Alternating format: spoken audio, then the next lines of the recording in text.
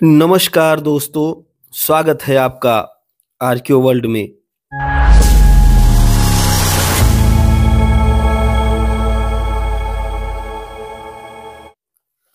दोस्तों, हम लोग यूजीसी नेट जेआरएफ इतिहास के विषय में चर्चा कर रहे हैं, जिसमें हम लोग यूनिट 2 में जो विदेशी आक्रांता आए थे उनके विषय में बात कर रहे थे। आज हम लोग चर्चा करेंगे पश्चिमी भारत के शहरात शक राजाओं की, जिनको शक क्षत्रप, शक महाक्षत्रप इत्यादि उपाधियों से हम जानते हैं। कल हमने तक्षशिला और मथुरा के शक क्षत्रपों के विषय में चर्चा की थी। आशा और उम्मीद है कि आप लोगों ने देखा होगा। आप लोग इसी तरीके से मेरे साथ बने रहिए अंत तक। धीरे धीरे करके यूजीसी नेट के समस्त पक्षों को हम लोग समझने का प्रयास करेंगे। तो प्रारंभ करते हैं। पश्चिमी भारत के शहरात शक क्षत्रपों की दो शाखाएं थी। एक तो महाराष्ट्र में शहरात थे, दूसरे सौराष्ट्र और मालवा के क्षेत्र में कार्दमक शक क्षत्रप थे। तो पहले हम बात करते हैं शहरात वंश की, जो महाराष्ट्र के क्षेत्र में दिखाई देता है। शहरात वंश शहरात वंश का पहला राजा भूमक था। उसके सिक्के गुजरात, काठियावाड़ तथा मालवा के क्षेत्र से मिलते हैं। सिक्कों पर ब्राह्मी तथा खरोष्टी लिपियों में लेख लिखे गए हैं। भूमक का कोई अभिलेख नहीं मिलता है। खरोष्ठी लिपि के प्रयोग से ऐसा लगता है कि पश्चिमी राजपूताना तथा सिंध के कुछ भागों पर उसका अधिकार रहा होगा। नहपान इस वंश का सर्वाधिक प्रसिद्ध शासक था। इसके सिक्के अजमेर से नासिक तक के क्षेत्र में मिलते हैं, जो चांदी तथा तांबे से निर्मित हैं। उसके समय में सोने तथा चांदी के सिक्के विनिमय की दर के रूप में 1:35 के रेशियो में थे।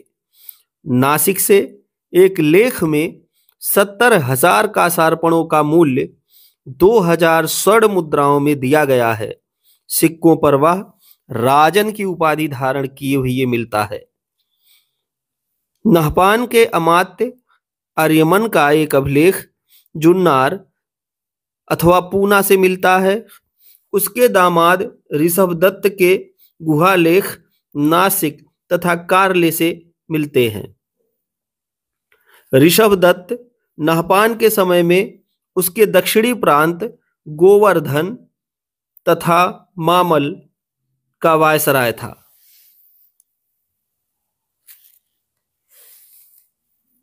नासिक के एक गुहालेख से ज्ञात होता है कि जब राजस्थान के उत्तम भद्र की जाति के लोग मालवों से घिर गए तो उनकी रक्षा के लिए ऋषभदत्त वहां गया।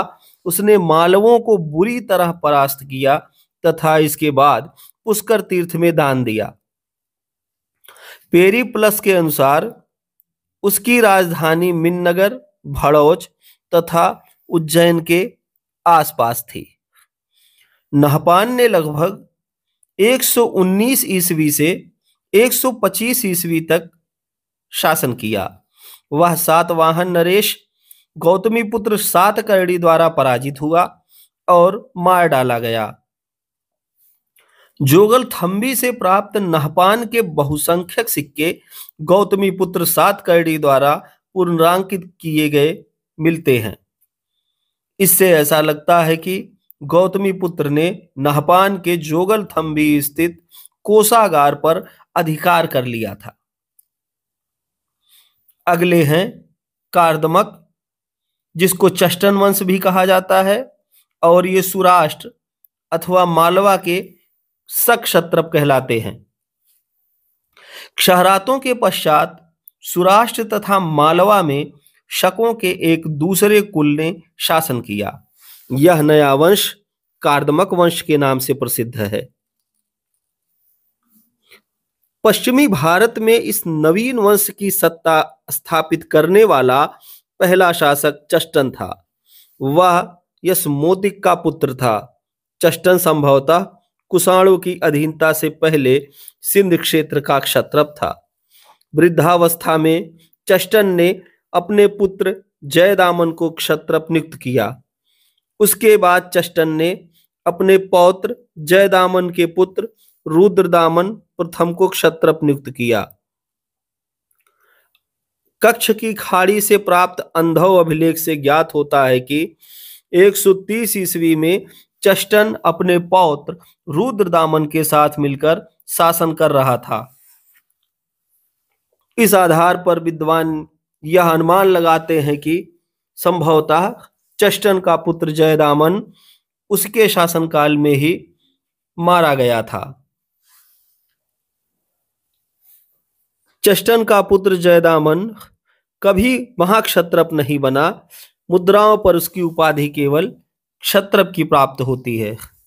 अब हम बात करेंगे कार्दमक चष्टन वंश के सबसे महान प्रतापी चक्रवर्ती सम्राट रुद्रदामन की। महाक्षत्रप रुद्रदामन। चष्टन की मृत्यु के पश्चात उसका पौत्र रुद्रदामन पश्चिमी भारत में शकों का राजा हुआ। जूनागढ़ किरनार से शक संवत 72 150 ईस्वी का उसका एक अभिलेख प्राप्त हुआ है। यह प्रशस्ति रूप में है। इससे उसकी विजयों, व्यक्तित्व एवं कृतित्व का विवरण प्राप्त होता है। उसने महाक्षत्रप की उपाधि धारण की थी। उसके द्वारा अनेक क्षेत्रों को विजित किया गया था। तो हम बारी बारी करके देखते हैं कि किन किन क्षेत्रों को महाक्षत्रप रुद्रदामन ने विजित किया था। पहला है आकर या अवंती। इससे तात्पर्य पूर्वी तथा पश्चिमी मालवा से है। आकर की राजधानी विदिशा तथा अवंती की राजधानी उज्जैनी में थी। दूसरा है अनूप। नर्मदा तट पर स्थित माहिष्मती में यह प्रदेश स्थित था। इस स्थान की पहचान मध्य प्रदेश के निमाड़ जिले में स्थित माहेश्वर अथवा मानधाता से की जाती है। तीसरा है अपरांत। इससे तात्पर्य उत्तरी कोंकण से है। इसकी राजधानी शूरपारक में थी। प्राचीन साहित्य में इस स्थान का प्रयोग पश्चिमी देशों को इंगित करने के लिए किया गया है। अगला है आनर्त तथा सुराष्ट्र। इनसे तात्पर्य उत्तरी तथा दक्षिणी काठियावाड़ से है। पहले की राजधानी द्वारिका तथा दूसरे की गिरनार में थी। ये सभी आजकल गुजरात प्रांत में है। अगला है कुकुर। यह अनर्त का पड़ोसी राज्य था। डीसी सरकार के अनुसार यह उत्तरी काठियावाड़ में स्थित था। सौभ्र गुजरात की साबरमती नदी के तट पर यह प्रदेश स्थित था। मरु। इस स्थान की पहचान राजस्थान स्थित मारवाड़ से की जाती है। सिंध तथा सौवीर।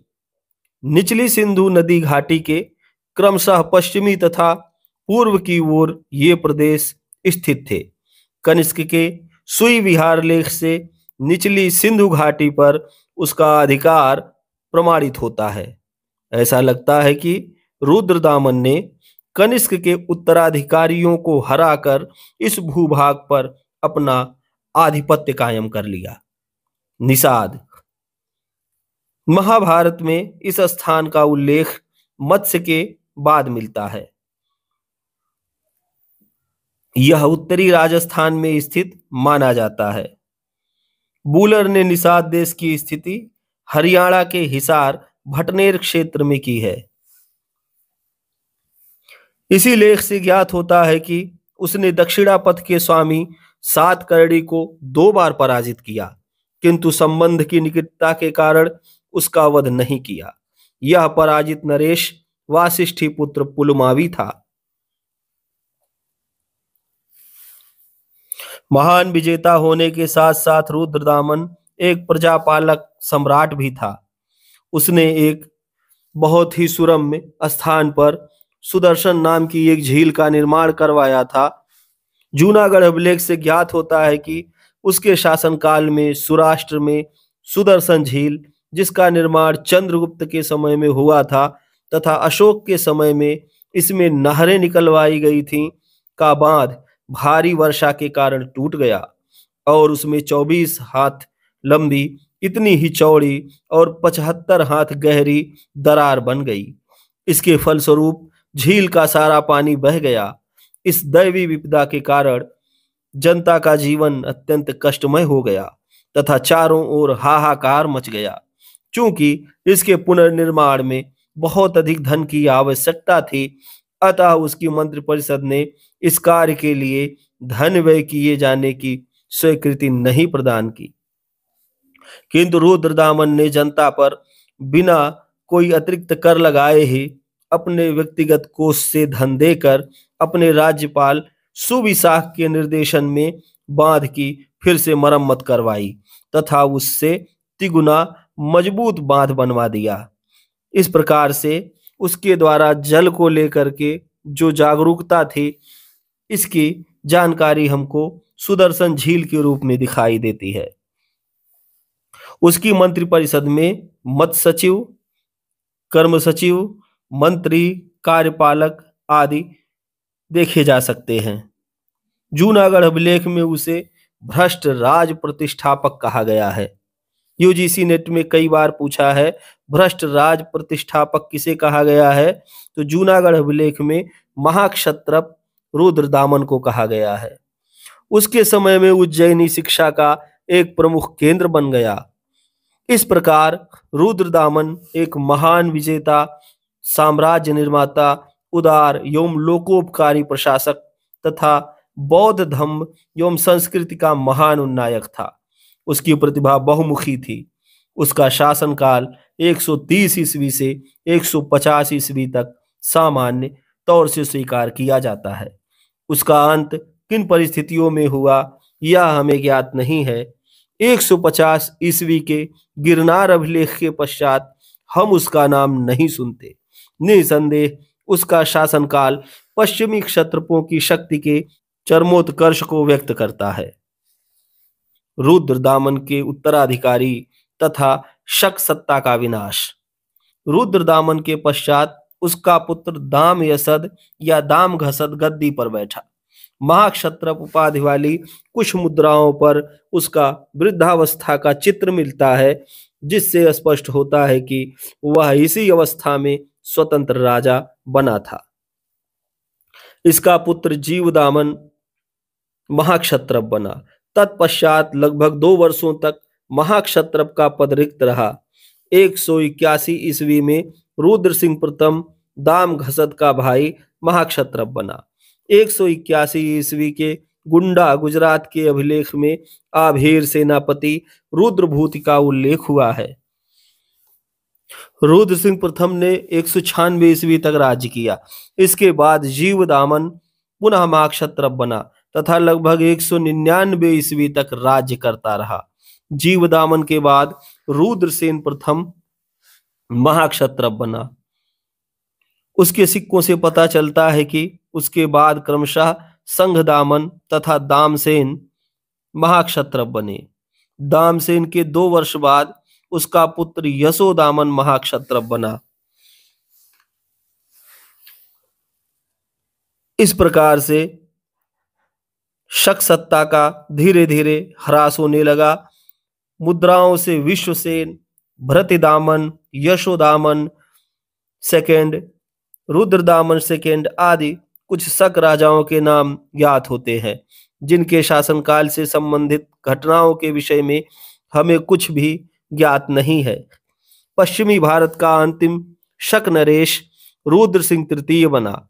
गुप्त नरेश चंद्रगुप्त द्वितीय ने लगभग 375 से 415 ईस्वी के मध्य उसे परास्त कर पश्चिमी भारत के शक सत्ता का उन्मूलन कर दिया।